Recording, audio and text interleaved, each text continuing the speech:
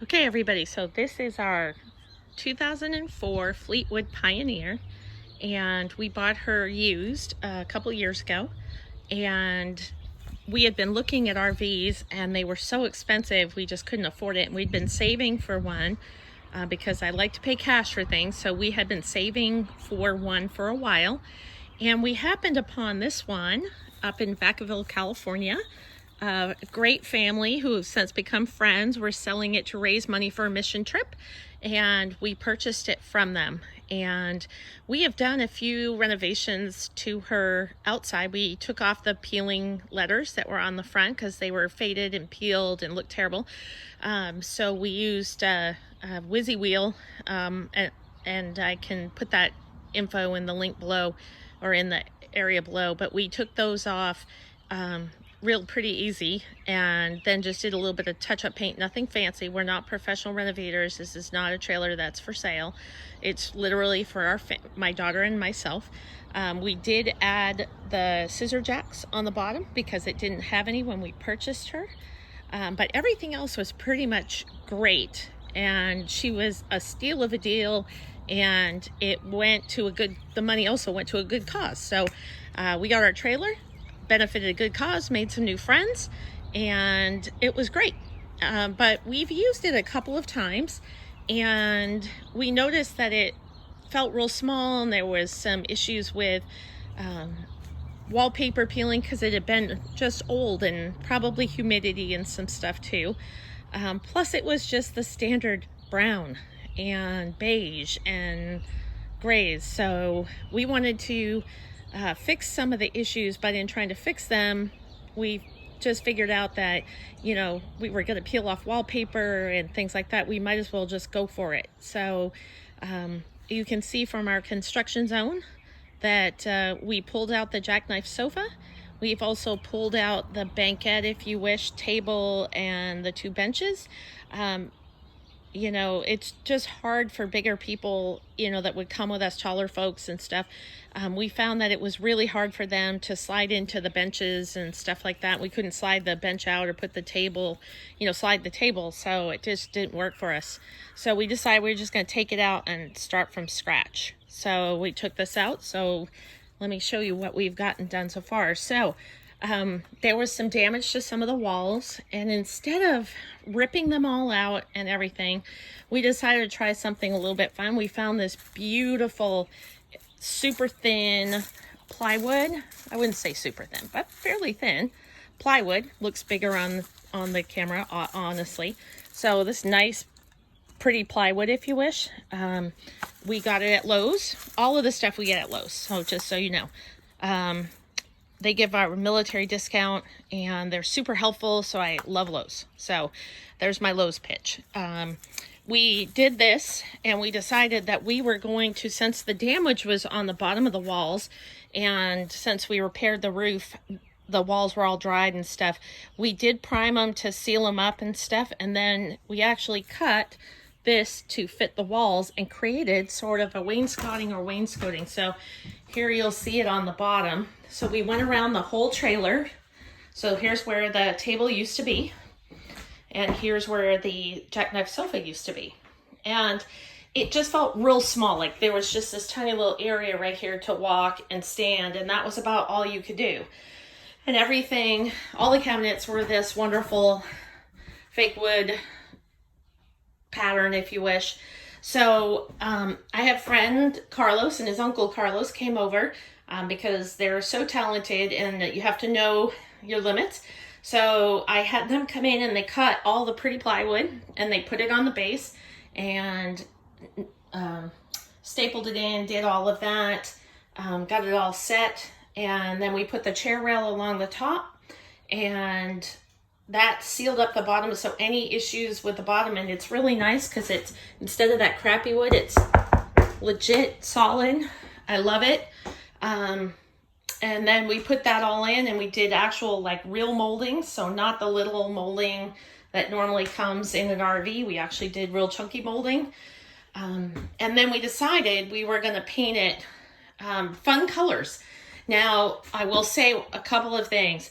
The trailer is, she's 16 years old, not everything's going to be perfect. So if you're a perfectionist, it's going to drive you insane. Now I'm close to that, but I had to let go of some of it because the walls aren't perfect. We spackled, we did all of that, but still they're not perfect. But it looks so great that anybody who would probably find those imperfections, if they're looking that close, they don't need to be in my trailer. So anyway, so we went through and we love this trailer because it does have quite a bunch of storage, lots of storage. So we took out, again, the table and the benches. We took out the jackknife sofa.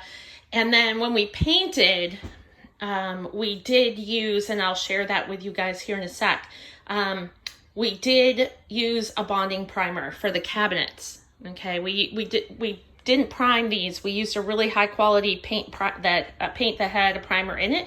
And since it was over that new plywood, we didn't really think we needed it. And the upper walls were in actually pretty great shape. So, but on these faux wood, whatever they call it, cabinets, we definitely used a bonding primer. And it made such a difference in how it looks. So let me share that with you guys right now. Okay, so I wanted to share some of what we used. So what I did was I went to Lowe's, and they have all these little booklets that are supposedly, like professional paint palettes. And I looked through a ton of them till I found this Valspar one that had some really pretty colors in it. And I thought, wow, these are great. So what I did was I thought, what would I like on the walls and stuff? And I liked the two top colors. So those were awesome, Angel Touch and Lost Atlantis. But I did pick out a couple of other colors from a different palette and brought them home. And we put them up on the wall, and just didn't, the top two of these just really stuck out. So that's how we chose the colors. And we did use a bonding primer, especially on the cabinet. So this is the bonding primer sealer that we used. It is great. We put one coat on all the cabinets and let it dry. And then we did the paint right over it. And so far it was a one coat application with maybe a couple small touch-up areas.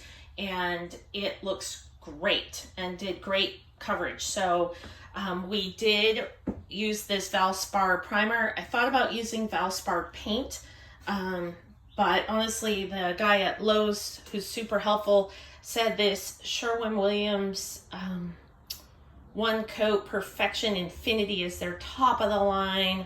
So I thought, I'm going to give it a shot. And I've used Sherwin-Williams before, so it's kind of great. So we got the Lost Atlantis in a semi-gloss and the Angel Touch in semi-gloss, so that's the white. And these were the products that we used to paint the trailer, okay? And we're going to do a few other things, but we just went around and it's great. So all the cabinets and all the walls and everything took less than a gallon of paint each. So we did one coat of the white with some touch up on the bottom and all the cabinets, and we have about half can left. And we did a couple coats on the darker only just because we wanted it to be really well done. So we did that, and we have about a half can of paint left. So we will put these in storage so that if we need to touch something up or anything in the future, we'll have them. And we're also going to use some of these to do some touch-ups on some furniture pieces that we want to put in the RV. So we're going to do some upcycling and restoration, and we're going to use our coordinating colors.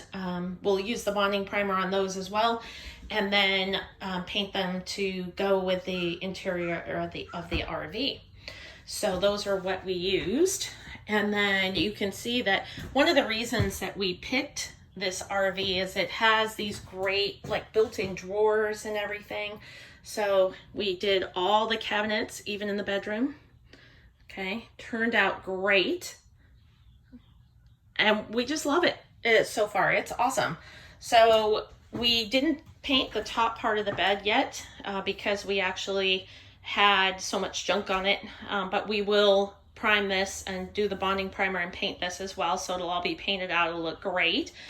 And we had picked out, we learned a lesson, so I'm going to share this with you guys too, is always go and get a sample of paint before you spend a whole bunch of money on a paint color and then come back and have it not work. So not that it wasn't good paint, it was great paint, it just was a wrong color when we put it in here. It looked great in the store.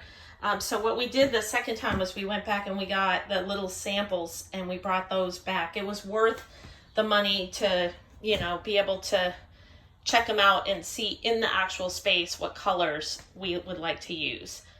Okay, so that was another tip. And again, don't be a perfectionist about the results, if you wish, because if you're renovating an older trailer, it's it is what it is. But I think she looks awesome so far. So one of the things we're going to do, and we'll show you that, is we're going to do a backsplash behind, if you wish, or some kind of a thing around where the stove is, but we have to find something that will stand up to the heat when we're using it, because we do cook in our RV, surprisingly, yes. And then for the refrigerator, which works awesome, we bought some magnetic paint. So we're going to try a couple of coats of magnetic paint and see how that works. We'll see if it works or if it doesn't work. But we're going to give it a shot, and I'll do a video and share that with you. And then we have this beautiful floor that we're going to fix, and I'm going to share that with you in another video. Okay, I hope it helps you guys.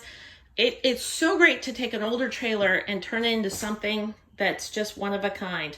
But again, use the good stuff, okay? Do the bonding primer, use the good paint. Don't cheap out and have to redo it 4 or 5 times. One, your time is at an aggravation. You don't want to deal with it. And 2, you want it to look super nice, which this does. So spend a little bit of extra money the first time, get the good paint, and do it that way.